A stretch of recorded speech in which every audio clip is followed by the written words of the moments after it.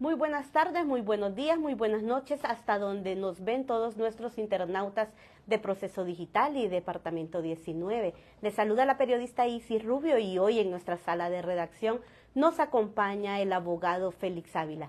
Mucho gusto, abogado, bienvenido. Buenas tardes, buenos días, buenas noches. Aquí muchas gracias por esta invitación. Abogado, la expectativa ahorita de todo es el juicio del expresidente Juan Orlando Hernández allá en Estados Unidos. Háganos usted un análisis, una valoración de cómo miró esa parte del juicio, ¿verdad? Ya que en este momento está la deliberación del jurado. Bueno, sin duda que creo que un buen sector del pueblo hondureño, porque no vamos a decir todo el pueblo hondureño, está pendiente de lo que ocurra en esa Corte de Justicia de Nueva York, después de haberse desarrollado un juicio por 3 semanas. Entonces prácticamente el juicio puede concluir hoy con el veredicto o puede concluir mañana. En definitiva, ¿qué va a pasar en las próximas horas? Pues solo el jurado lo puede saber o lo sabremos dentro de unas horas. Obviamente de que hay dos posibilidades, ¿verdad? De que el expresidente Hernández salga declarado culpable o no culpable, dependiendo de cómo sea la votación en el jurado. Sabemos que para la declaración absoluta de culpabilidad o no de culpabilidad, entonces se requiere unanimidad. Esto quiere decir que si hay un disenso de uno tan solo de los miembros del jurado para cualquiera de las alternativas, pues entonces ya no hay veredicto y por lo tanto el juicio se va a declarar nulo. Pero, como le repito, pues hay una expectativa, el juicio se desarrolló, sin duda que el jurado tiene ante sí prueba de la parte de la Fiscalía que por las observaciones que se hacen, es evidente que la prueba es mucho más abundante que la de la defensa, pero ahí es donde está la habilidad de la defensa, ¿verdad?, para poder desvirtuar la prueba de la Fiscalía o por lo menos sembrar la duda en cuanto a la veracidad de la prueba de la Fiscalía para evitar que en este caso el acusado no sea declarado culpable. Pero obviamente es una situación bastante complicada, hay que decirlo. Las opiniones, o mejor dicho, basadas en antecedentes, en estadísticas, en todo lo que indica, es lógicamente que la Fiscalía podría obtener un mejor resultado que el de la defensa, pero no lo sabemos. Al final, el jurado es el que va a decidir si entra siquiera un jurado uno de los miembros del jurado en duda y por lo tanto pues la Fiscalía no podrá triunfar en su tesis. Hemos visto durante el día que el jurado ha estado enviando cartas Sí. al juez pidiendo más datos, que tienen dudas. Eso nos puede llamar la atención a que el juicio se pueda repetir o que ellos no haya esa compatibilidad entre todos y decir si estamos de acuerdo, no estamos de acuerdo, si es culpable o no culpable, o que en sí el juicio no sea nulo. Miren, nosotros no tenemos aquí una experiencia en juradista, no tenemos jurado para formarnos en esa modalidad de juicio. Lo que sabemos es lo que tradicionalmente puede ocurrir y además la experiencia nuestra en los tribunales hondureños, de donde, bueno, a mí me tocó ser juez por muchos años en un sistema oral como el que ahora tenemos y por lo tanto la labor de deliberación de un jurado lego en derecho como el de los Estados Unidos o un tribunal especializado en derecho como es en el caso nuestro y el de Latinoamérica, uno en esa deliberación tiene dudas. No todos los jurados o los jueces después de la vista pública pueden ir convencidos de que el acusado es culpable o no es culpable. Máxima si se trata de jurados no profesionales en derecho, y cuando, aunque se hayan formado desde el punto de vista de su conciencia una opinión sobre el acusado, es probable que esa opinión la cambien cuando se les diga las reglas del juicio, las reglas de apreciar la prueba.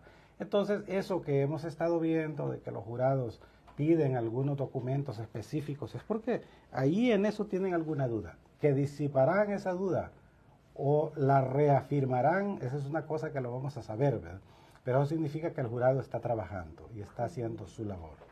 Sí, han pasado ya 13 días desde el juicio, que empezó el juicio, y no vemos hasta el momento acciones de la fiscalía. ¿Tiene que actuar ya la fiscalía o va a tener que esperar que esté el veredicto y ver quiénes fueron los mencionados, tocar algunos, no tocar otros?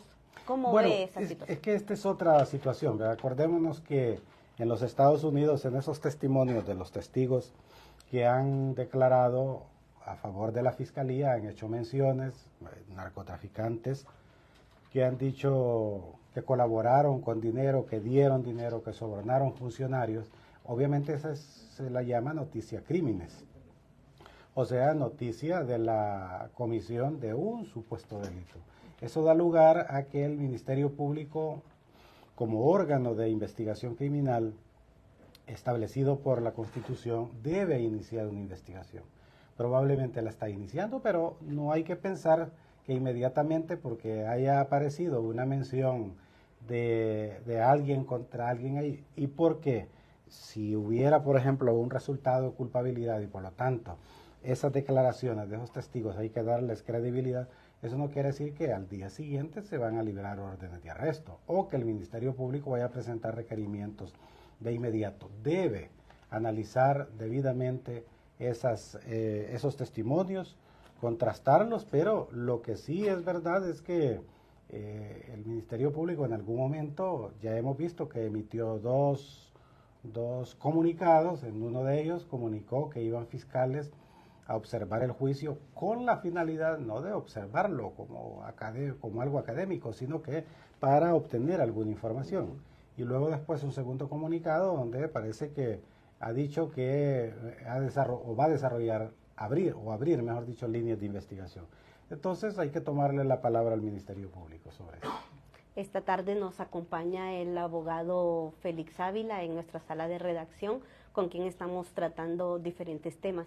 Otro de los temas, abogado, es la Corte Suprema de Justicia. Ya hacía más de un mes que no se reunían, ¿verdad? El Pleno, hoy se reunieron para tratar varios temas. Se decía que en los puntos varios,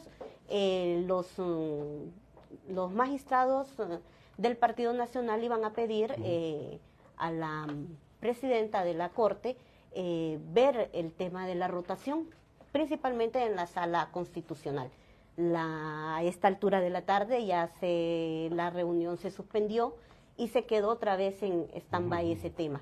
¿Eso provocará una crisis en el Poder Judicial? ¿Cómo valora usted esta situación? Bueno, la Corte Suprema de Justicia es un órgano colegiado, consta de un pleno de todos los magistrados. Los asuntos no son vistos, todos los asuntos, por el pleno, sino que para eso lo constituyen o lo hacen las salas.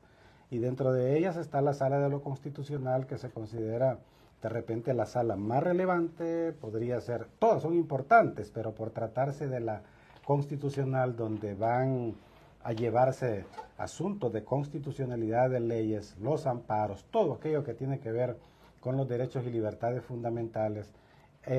Entonces se considera pues que allí hay de algún otro modo siempre, y cuando se politiza la justicia, los políticos querrán de repente intervenir en eso. Entonces no es un secreto que hay un conflicto, sí lo hay, crisis, no sé hasta qué punto podría haberlo, pero sí un conflicto en la Corte Suprema de Justicia, por cuanto, habiéndose producido la rotación de las coordinaciones y presidencias de las salas, como normalmente ha ocurrido, de que se obedece a un orden de precedencia que ya está establecido, es decir, si se inicia con el 1, el siguiente debe ser el 2, y de ahí el 3, ¿verdad? Pero no puede alterarse eso, de que si hoy estaba el 1, hay que poner el 3 después del 1 o el 4 porque hay un rompimiento del orden. Entonces eso ocurrió, se rompió el orden y por designación de la presidenta de la Corte Suprema de Justicia se designó como presidente de sala de lo constitucional a alguien que no le correspondía según el orden de precedencia. De ahí que se da la reacción de magistrados, voy a decir así, no del Partido Nacional, ¿verdad? Porque en realidad hay que entender que no van a representar el Partido Nacional, pero sí nominados por el Partido Nacional. Y bueno, una de las magistradas que había sido designada en otra sala, también rompiendo el orden de precedencia, no aceptó ser coordinadora de la sala. No así la persona designada por otro partido que sí acepta. Se esperaba pues que en el Pleno se tocara en el tema de asuntos varios esa cuestión, pero se ve que la sesión del Pleno se dio por terminada y no se tocó ese tema. Eso quiere decir que el conflicto continúa y podía agravarse si eso no se resuelve y podría entonces tratarse de una crisis.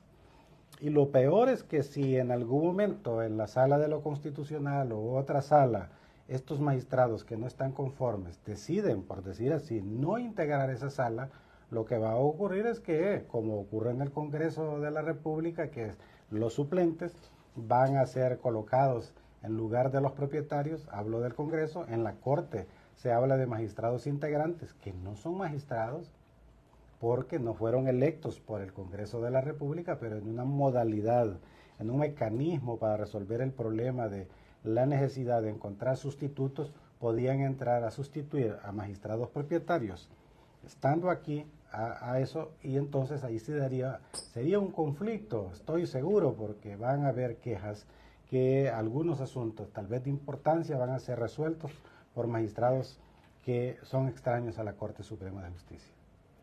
Esta decisión de la Corte, de la presidenta de la Corte, de tocar directamente solamente dos salas, ¿verdad? El modificar, ¿tiene alguna connotación para generar algún tipo de disturbio entre ellos? ¿O lo hizo porque no, sin duda, lo quiso hacer? Sin duda que algún interés debe haber, ¿verdad? Yo no podía decirlo, nos preguntamos cuál es el interés, cuál es el conflicto, podría decir que alguien lo pongan de coordinador, si al fin y al cabo en concepto de lo que vale el voto de un magistrado es el mismo, el coordinador o presidente no tiene voto de calidad, pero sabemos muy bien que las coordinaciones de sala y las presidencias de sala son las que deciden la agenda a seguir en la Corte Suprema de Justicia, en las salas. Es decir, las salas son órganos colegiados, tres salas son de 3 magistrados, la civil, la laboral contencioso administrativo, la penal. Esas son de 3 magistrados. Y hay otra sala ahí. Pero la constitucional es de 5 magistrados. Ahora, lo que quiero decir con esto es que los asuntos son conocidos en las salas, ¿verdad?, por todos los magistrados, hay proyectos de sentencia después de que han sido analizados, pero bien, de tantos, decenas o cientos de expedientes que hay ahí, definitivamente muchos están esperando ser resueltos, pero si son de importancia pueden ser puestos al inicio de la percha de expedientes para que nunca sean vistos. Entonces, al final, eso es una cosa que debe respetarse dentro de la reglamentación de las salas, ¿verdad?, de que hay alguien que decide y que tiene la potestad reglamentaria para decidir cuántos asuntos y qué asuntos vamos a ver en la sala. No tiene el poder de decidir por los demás, pero sí puede decidir qué se ve y qué no se ve allí. Entonces, es ahí el interés. Ya para culminar, abogado, se ha denunciado que quiere haber una injerencia en las elecciones del Colegio de Abogados que se realizará el próximo sábado, ¿verdad? ¿Cómo ve usted esa situación? ¿En verdad hay una injerencia o quiere ver una injerencia? ¿O solo es un globo sonda para tomar posición otro grupo? ¿Cómo ve ustedes? Mire, el asunto gremial es complicado en todos los ámbitos, ¿verdad?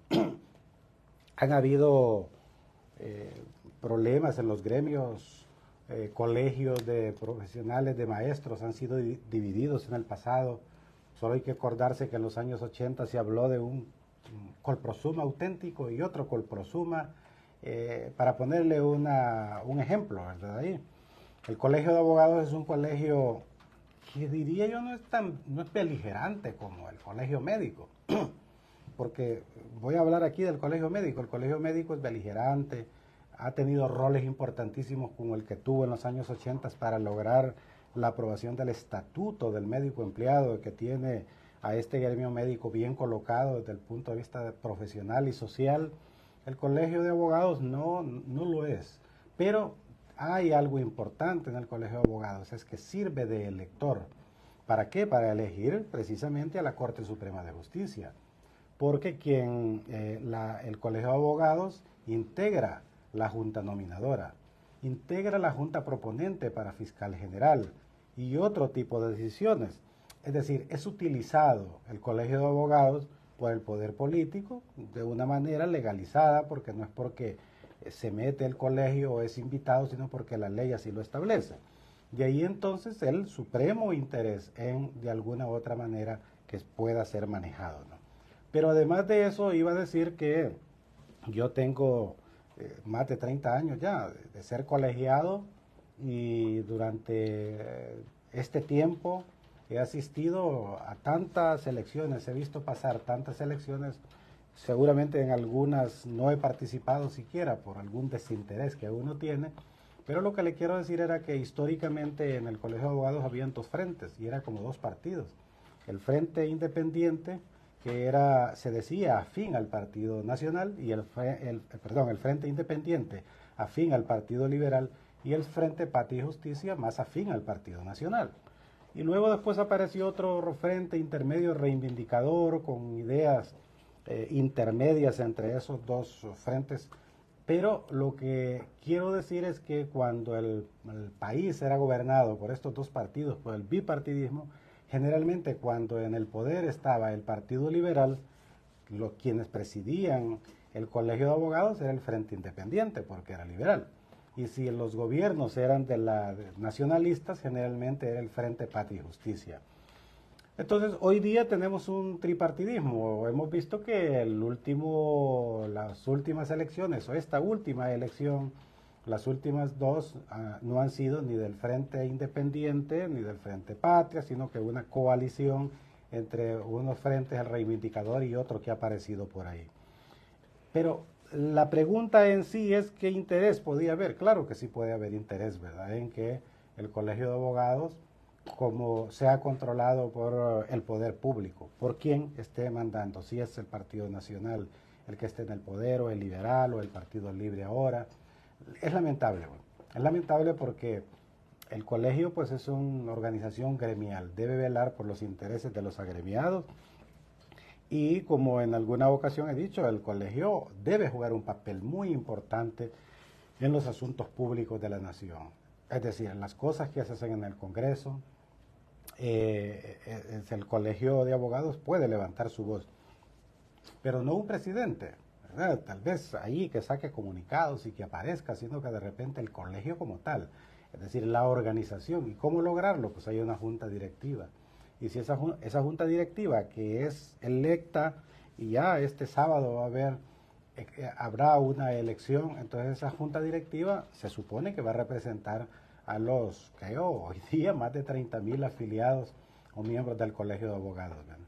Entonces sí tiene un rol importante, pero el rol ha sido cooptado, como se dice, por intereses políticos, lo cual es lamentable. Gracias, abogado, por acompañarnos hoy en esta sala de redacción. Muchísimas gracias. Esta y otras entrevistas podrás seguirlas a través de todas nuestras plataformas digitales. Pasen todos, muy buen día.